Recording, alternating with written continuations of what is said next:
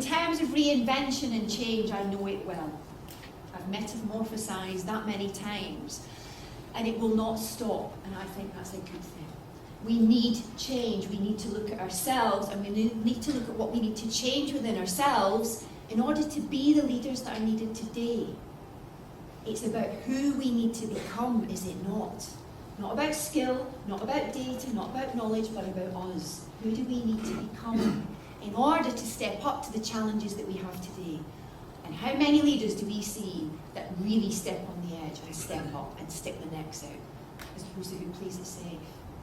So the eye of leadership in the work that I do is about helping leaders operate from that central core place, which means high levels of self-awareness.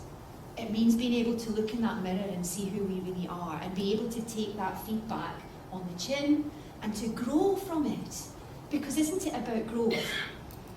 It's about becoming more than we are today. And in order to do that, we need people who are willing to become more than they are today.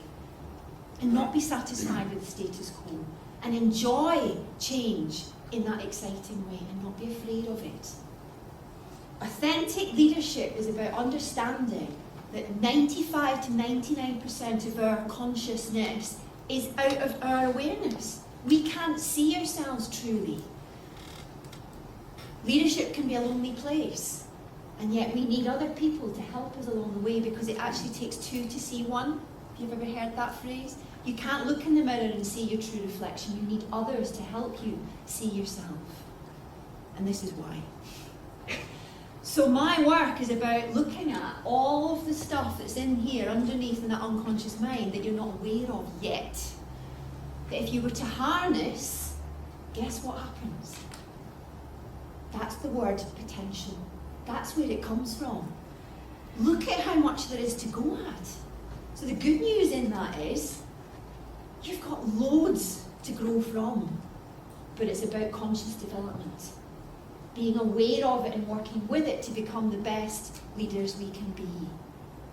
And that takes effort, and it takes energy, and it takes courage. Because some of those messages can be difficult. And it's about being able to take those messages and learn from them. It's not about being perfect. Time and time again, and I come up against this, it's predominantly men I work with in senior positions, it's mostly men. And this is such a struggle. It's not about being perfect, it's about being whole and balanced. And being able to show frailties. We're human, are we not, at the end of the day? And sometimes that can be the biggest issue, particularly for people in leadership positions, to show their frailties and their insecurities and their humanity. And yet, how do we build relationships if we don't do that? If we're inaccessible to people because we're trying to be strong and in charge and in control all the time, how do we actually let people in? We can't, can we? So it's not about being perfect, it's about being whole. Whole, back to the whole picture of the side here. The root of all our growth is our relationships with other people. It's right here in front of your nose. Every single person in your life has something to teach you.